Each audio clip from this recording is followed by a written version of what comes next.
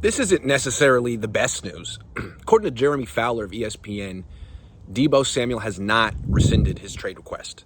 Now, Jeremy Fowler adds that, there is no chatter around the league of a potential trade for Deebo Samuel, and he did show up to minicamp, and those are positive signs. But the fact that he hasn't dropped the trade request is quite interesting.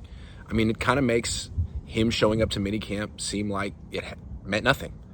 I mean, it could have been as simple as he didn't want to get fined $90,000, or it could have been that he didn't want to be perceived as unprofessional, so he showed up just for his own brand, which was smart. But what this really tells me is that the 49ers and Deebo Samuel still haven't even begun negotiations.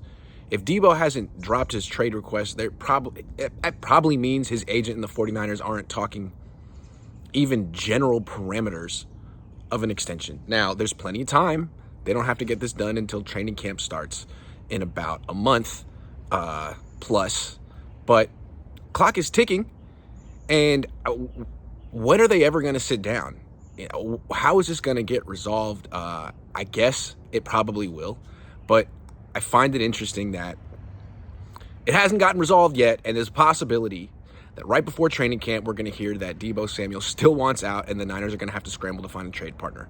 I mean, the Niners are betting on themselves, right? They're like, Kyle has a good relationship with Deebo. He's going to work this out. Deadline is going to spur movement. This is all going to, what if it doesn't? I think it's very interesting. Deebo's just being quiet, saying, I haven't changed my mind. I don't want to get fined, but I don't want to be on this team. So maybe things will magically change in the next month. Probably will. But it seems like the Niners are pretty much banking on that and have no plan if Deebo just stays the course and keeps asking for a trade, which he's doing right now. So I'd just like to hear the report that they have sat down and they're starting to talk specifics, because time is of the essence.